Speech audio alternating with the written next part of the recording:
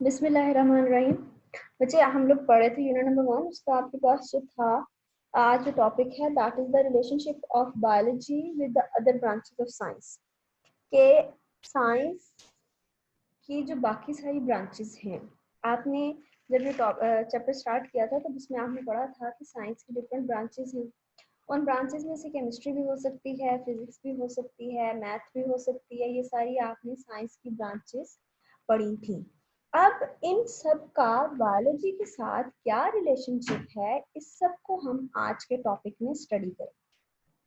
अब बच्चे, बायोलॉजी के अंदर आप लोग जो चीज स्टडी करते हैं वो ये चीज स्टडी करते हैं कि इसके अंदर living organism that includes the information of various aspects of living organism, and this information also includes interference with the other branches of science।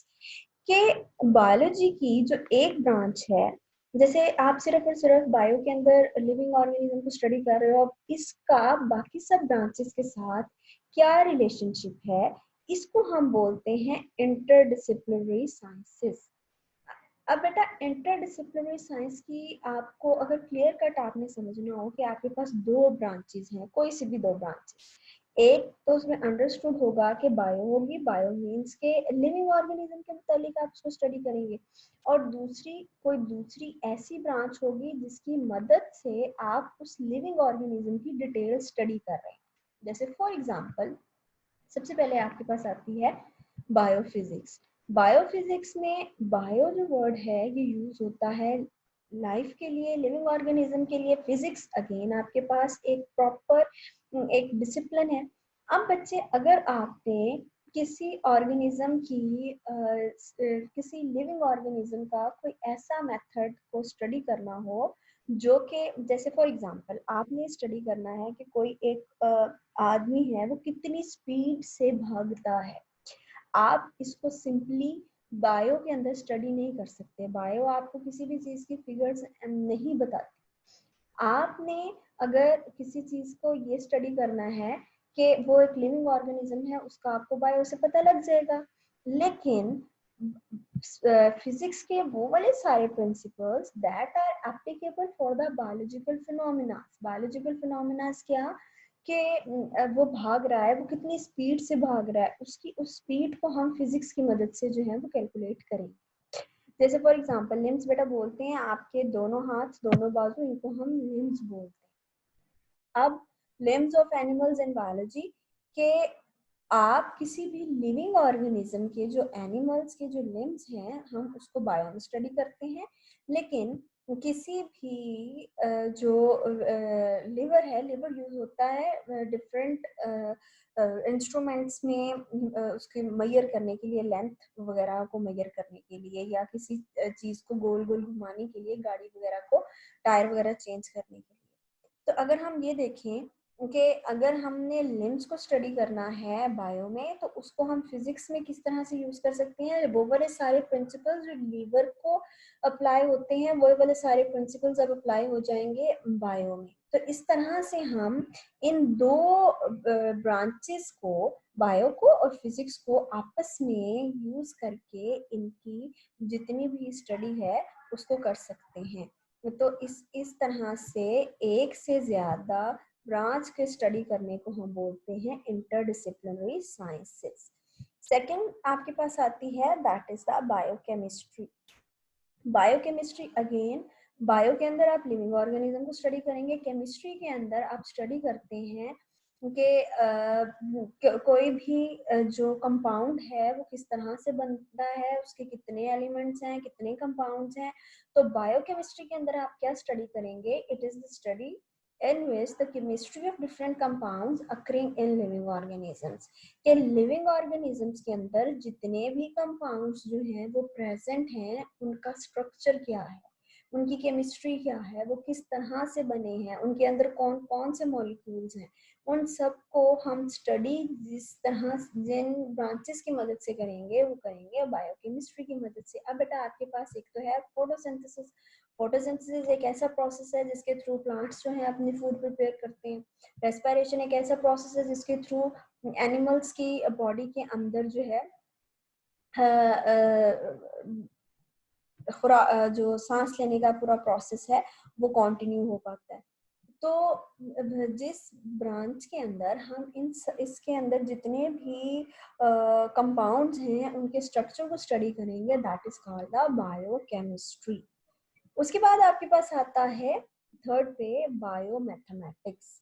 Biomathematics बेटा, bio again for the living organisms and mathematics, mathematics के math के जितने भी rules हैं, जितने tools हैं, जितनी techniques हैं, उसको हम जिस तरह से अप्लाई कर रहे हैं उसको हम बायोमैथमेटिक्स बोलते हैं, और इसी का दूसरा नाम जो है बायोमेट्री भी है। ये क्या है? It is the study in which the biological process using the mathematical tools. इसकी बहुत एक आसान सी एग्जांपल देती हूँ। आजकल जिस तरह से बेटा हर तरफ कोरोना वायरस का बात हो रही है, तो उसके अंदर अगर हमने डाटा गैदर्ड का मतलब होता है इकट्ठा करना। डाटा मीन्स कि कितने लिविंग ऑर्गेनिजम्स जो हैं, जितने इंसान जो हैं आजकल इफेक्ट हो रहे हैं कोरोना वायरस से, उसका हम सारा डाटा गैदर्ड करेंगे और उस पर अप्लाई करेंगे रूल ऑफ मैथमेटिकल के 1+1=2 होता है। तो इसी तरह से हमारे पास जितने भी हमारे पास लोग आएंगे जिनको कोरोना हुआ होगा, उन सबको हम जिन रूल्स के थ्रू रिजल्ट निकाल रहे हैं कि इतने लोगों को कोरोना हुआ है, तो हम किसके थ्रू निकाल रहे हैं? मैथ के रूल को अप्लाई करते हुए। तो इस सब को हम स्टडी करने को कहते हैं बायोमैथमेटिक्स या फिर बायोमेट्री। फोर्थ पे आपके पास आती है बायोजियोग्राफी। जियोग्राफी का वर्ड बच्चे यूज होता है अर्थ के लिए। आपने अक्सर लोगों को देखा होगा, उनके पास जब मैप्स वगैरह वो स्टडी कर रहे हो तो उस पर वो कहते हैं कि अगर हम अर्थ में इस जगह पे चले जाएं तो यहाँ पे लाइन बहुत ज्यादा होगा, इस जगह पे चले जाएं तो यहाँ पे जो है कोई और जहरीला जानवर जो है वो मौजूद होगा।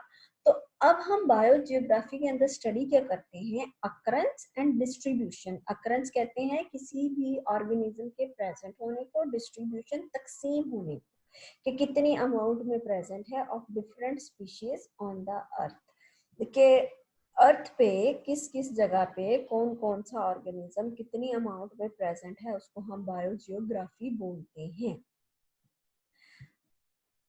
अब बेटा लास्ट पे आपके पास जो चीज आ रही है that is bio economics. Economics जो है वो वर्ड ही उसका यूज होता है for the profit and loss के। तो बच्चा अब बायो इकोनॉमिक्स आपके पास जो है it is the study in which